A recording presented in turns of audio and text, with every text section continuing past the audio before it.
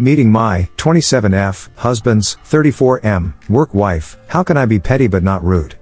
Throwaway account because my real account has too many details. Also, English is not my first language, so excuse any grammatical errors. I am not asking for righteous advice. I want to be petty and vindictive. Let's make that clear. My husband's 34M company is throwing a retreat of sorts soon and I, 27F, was invited. My husband, let's call him James, started with his current team a few months ago, and ever since, there's a woman on his team that has always made me uncomfortable. Technically, this woman, we'll call her Celine, is also his boss and she's married with kids. James lets me read his messages all the time, even keeps a spare phone at home that has access to his messenger, and I just get the vibe that this woman wants him. And I am rarely wrong when it comes to first impressions. She's the type to seek attention in their group chats and has tried to borrow my husband's jacket multiple times. He lent it to her once and we had a huge fight about it. She has also messaged him privately to borrow money and calls him pet names from time to time, both in private and group conversations. Though I trust my husband, this industry is known to have high incidence of employees cheating on their spouses, and I also have some unresolved trauma from childhood that makes me hyper aware when people around me change their pattern of behavior. Anyway, next weekend, I'm meeting her for the first time.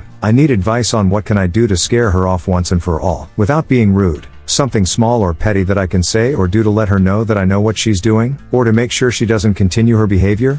Edit. I did not expect this post to blow up and I have thoroughly self-reflected and will behave myself and focus on my husband on the retreat. Like what some people have advised, I will bring my best self, physically, mentally, and emotionally, and will not engage negatively with her. I have spoken to my husband about this, and while we disagreed about a lot of things, he agreed that he will support me and be by my side should I need him. I have a lot of trauma and I know it sounds like an excuse, but for the first 16 years of my life, my father and I had a good relationship until my half-brother introduced himself to me out of nowhere. He cheated on my mom and had another kid, only a year older than me, and I would have never found out if that kid didn't seek me out. All my uncles from my father's side are also cheaters, so you see, because of this, I am just wired differently. I would love to go to therapy and resolve my issues, but in our country, healthcare is incredibly expensive and psychiatric help is even more expensive. We just can't afford it right now. I am saving up for it though and plan to go before the end of this year. The retreat is happening next weekend, so I don't have an update yet. Before that, I just wanted to take this opportunity to clear some stuff up. I do not live in the US, nor do I live in a country where HR is actually reliable. I appreciate the suggestions, but it's just far riskier for my husband to report her to HR at this time.